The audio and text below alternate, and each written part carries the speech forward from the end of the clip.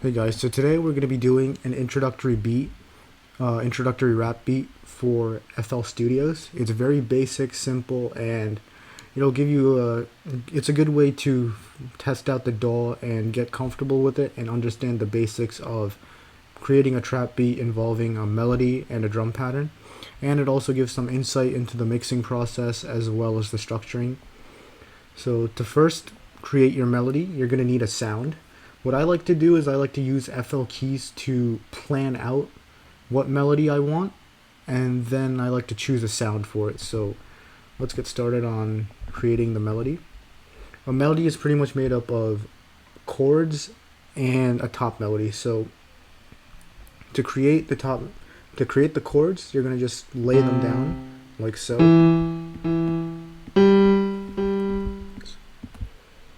And you just keep doing that for 4 bars or 8 bars depending on what your melody is, but that's usually what you're looking for when it comes to creating melodies, which is a 4 or 8 bar pattern.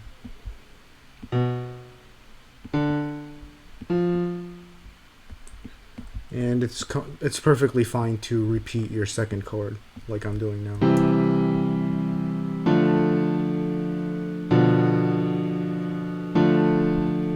So the third one is a bit off key, so you just keep going until you find a pattern that works.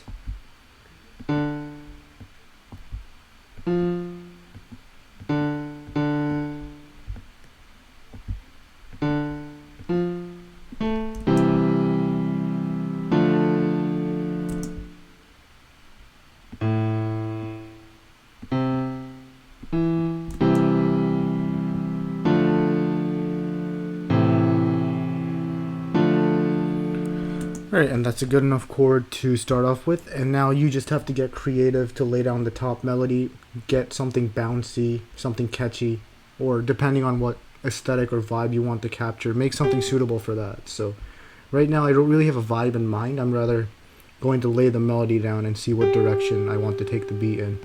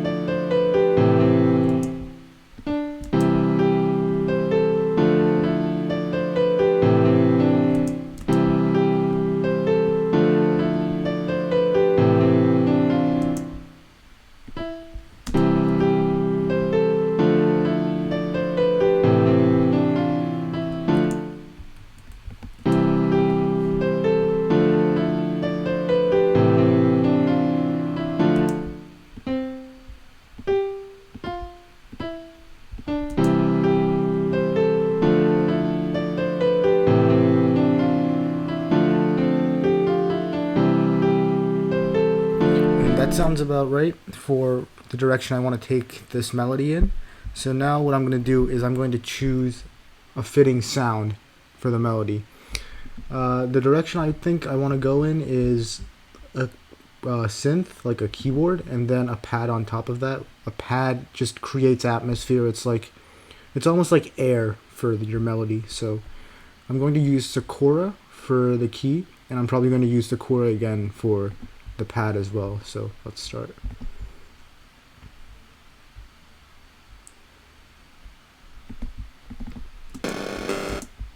That's too harsh, so we're just gonna keep going through the sounds. And this sounds perfect. So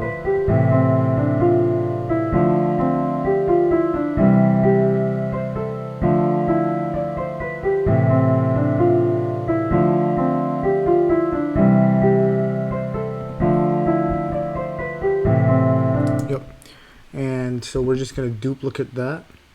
And the thing about adding other sounds into your melody is you can get very creative with it. You can take elements out, you can keep the chords, but what's important is to make sure that they don't clash with your other sounds and make sure that they fit. So we're just going to duplicate that. And my fault, that's not what I wanted to do. Just going to cancel that. Just duplicate it. Alright.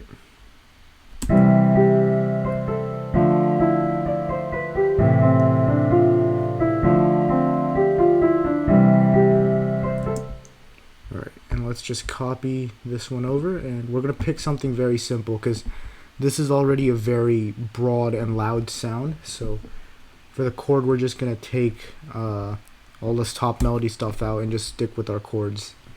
Or what we could do is just move it down an octave, and we could just let the chord thrive here. And what I'm going to do is I'm also going to take this one because the third octave is pretty bass heavy, and we're going to add 808s later, so I'll explain more on that in a bit.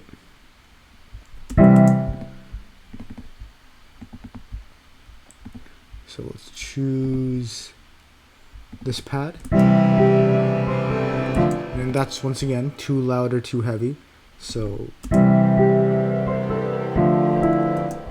that sounds outright bad.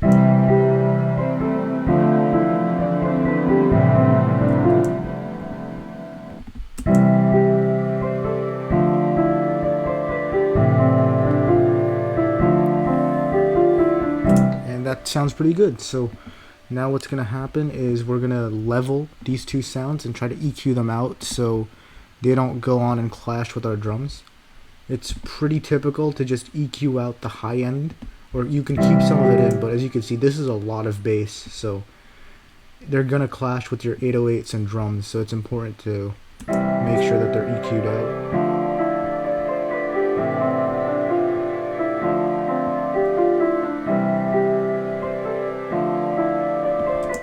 And we're also going to do the same here, and a high pass filter helps EQ out like just properly. It just takes everything out how you want it.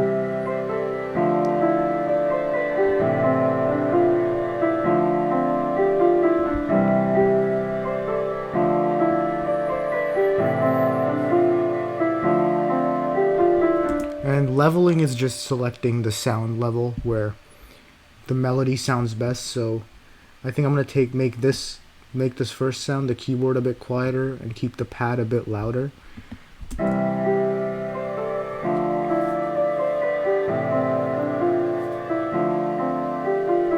There's a lot of fancy things you can do in the mixing rack, which involves, you know, muting the sound, adding reverb, and making it sound like it's in a hall or something, but that's pretty advanced, so that's for another time.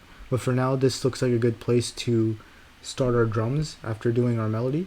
So typically a trap drum pattern consists of an 808, a clap, a kick, snare, and maybe some percussion, but once again, you can pick and choose what you need because music is all about what sounds right and what sounds best. And it's also important to know that an artist in trap music is pretty much an instrument by itself. So you're going to have to make sure that the artist has room to, you know, room for their lyrics, room for their sounds. So you don't want anything that dominates the artist. So we're going to start off with the clap because the clap is the easiest drum to put in. You just put it in on the middle of each bar.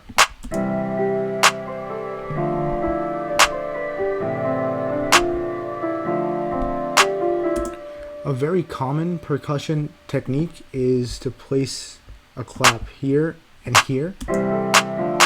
So when you play, it sounds like this. And this can happen on any bar as long as it's in rhythm. But I think that I'll do it with percussion instead of the clap, but it adds a lot of drum diversity in your drums, and it's a very convenient way to make your beat sound unique. So now that we're done with the clap, we're going to do the 808. It's a very basic 808 that I have planned.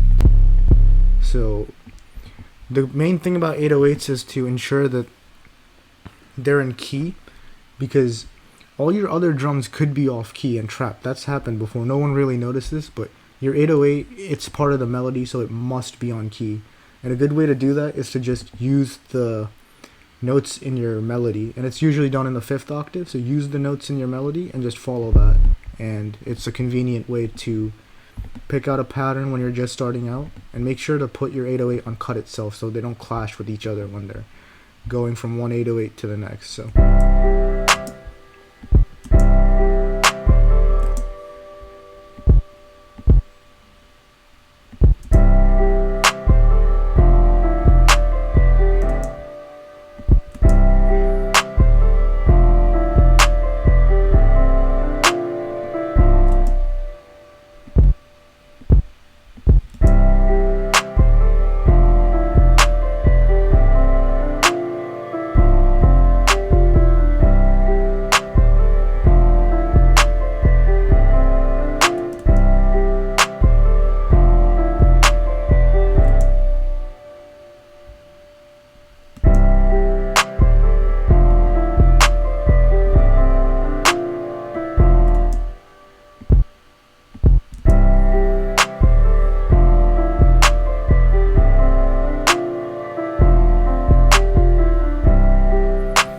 that sounds fairly unique and simple, and it works with the melody. So we're going to now move on to the hi-hats. The hi-hats are pretty much the sound that you hear in your music, and once again, you can start off with the 2-step patterns, and a good way to add diversity in your hi-hats and make them unique is to add rolls using Alt-U, or you can also switch to different steps and lay them down that way. A good way to do that is with the paintbrush, so you can go like that. It's important to have them in this setting, so click, and then you can do it like that. You can also press shift and do downward rolls, so there's a lot you could do, but for this beat it's best to keep it simple. We're going to just do a few 1/3 step rolls. You can press Control A or Control L to link them, and then you can just use Alt U after highlighting the specific hi-hat to make it roll.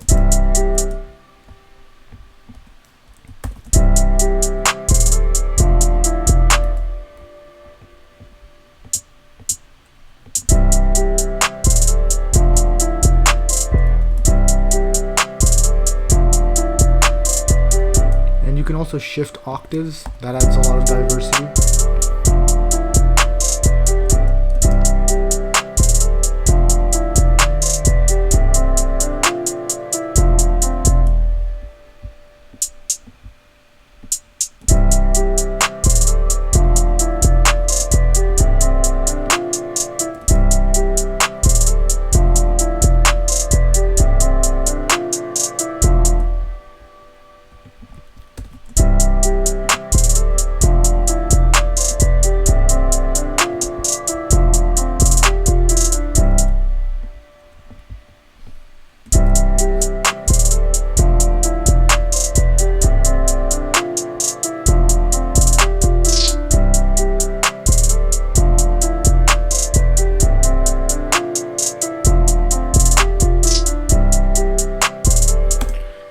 And that's pretty much the basics of our drums done. As I said before, now we can add percussion to make the drum pattern sound more unique and more special.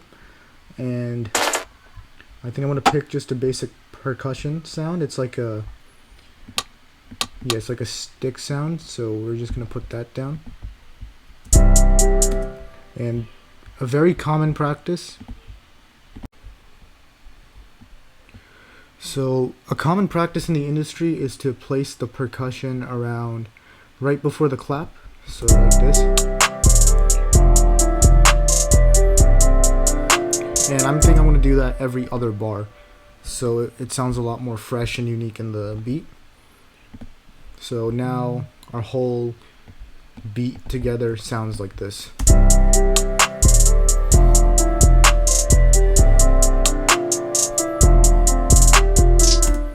So now to the matter of structuring, it pretty much comes down to first splitting your beat and then treating each track with an individual instrument. You can obviously mess around with it the more advanced and more used to you get with this process, but for now you can just stick with hi-hats and perks and claps and 808s in your melody in one specific track. And in trap, it pretty much works on a 4-bar or 8-bar pattern. So it's pretty much, this is one 8-bar, and you pretty much do an 8-bar intro, and then you do an 8-bar chorus, and then after that you do an 16-bar verse, and after that you can do an 8-bar or 4-bar bridge. But there's just endless possibilities, and structuring just comes down to following that 8 or 4-bar generic pattern. Sometimes the engineers lay out the beat to the artist's liking once you send them the stems and components in your FLP if you're working in a professional environment. But for now, I'm just going to say that we're just going to create a couple 16 bars, and I'm just going to change up how I display the beat. So this is not how I structure a song. I'm just going to show that when you're arranging it, because there's a lot of common arrangement methods, you don't really need to learn how to arrange the song. I'm just saying there's a lot you could do in diversifying how you present the song at different areas. So for starters, you can have no drums. This is like an intro.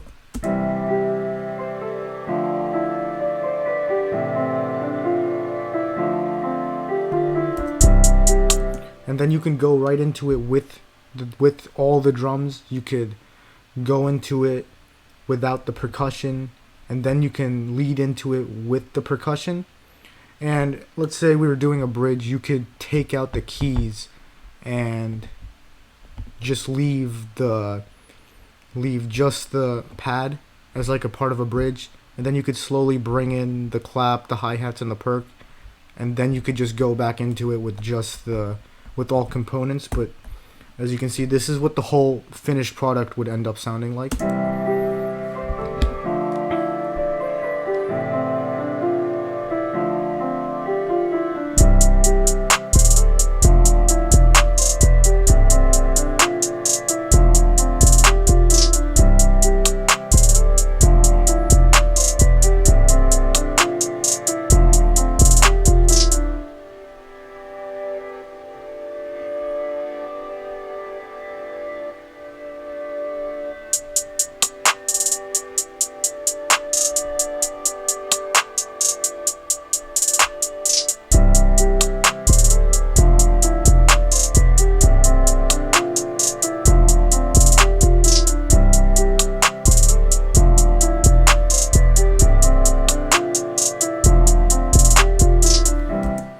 So as you can see now, that's pretty much the finished product. The last thing I want to slightly address is the drum mixing. Mixing drums isn't, in rap and trap, it's not really an overcomplicated process. You just have to make sure that your 808s and drums are just sounding out. They aren't clashing with the melody, or the melody isn't clashing with it. And make sure that things aren't too loud, and that your 808 isn't clipping. So on your master, if you start seeing like red, you'll know that your 808 is clipping. But as I said before, we EQ'd out our low end. We EQ'd out our low end, so that means that the 808 is free to operate as you want it to. Maybe if you think the hi-hats are a bit too loud, you can tone it down. And you can maybe turn the 808 up a bit if you want. But once again, this was a very simple beat. There wasn't really a lot to do in the mixing process. So yeah, as I said, if you're ready to enter the rap producing scene, this is kind of a good way to get into it. So I'll see you guys next time.